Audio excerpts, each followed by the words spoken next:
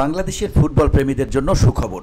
সবকিছু অনুকূলে থাকলে আগামী জানুয়ারিতে ঢাকায় আসতে পারে ফিফা বিশ্বকাপের বহুল কাঙ্ক্ষিত স্বর্ণালী ট্রফি।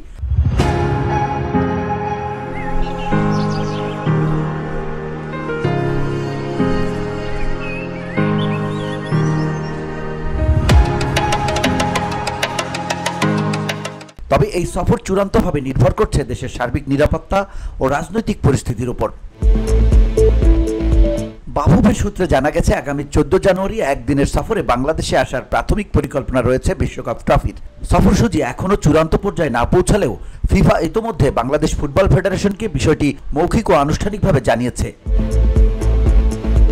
সম্প্রতি ওয়াশিংটনের জন এফ কেনেডি সেন্টারে অনুষ্ঠিত 2026 ফিফা বিশ্বকাপের ড্র নিয়ে আনুষ্ঠানিকভাবে শুরু হয়েছে বিশ্বকাপের যাত্রা। সেই ধারাবাহিকতায় ট্রফি ট্যুরের অংশ হিসেবেই বাংলাদেশকে অন্তর্ভুক্ত করার পরিকল্পনা ফিফার।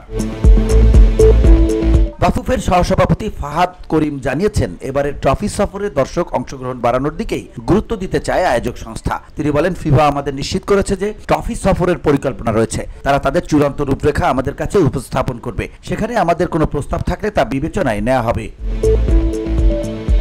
2026 বিশ্বকাপে দলের সংখ্যা ও ম্যাচ বাড়ায় দর্শক চাহিদাও বেড়েছে। বিষয়টি মাথায় রেখে বাংলাদেশ যেন আগের চেয়ে বেশি টিকিট পেতে পারে সে অনুরোধও ফিফার কাছে জানানো হয়েছে বলে জানান বাফুফে সহসভাপতি।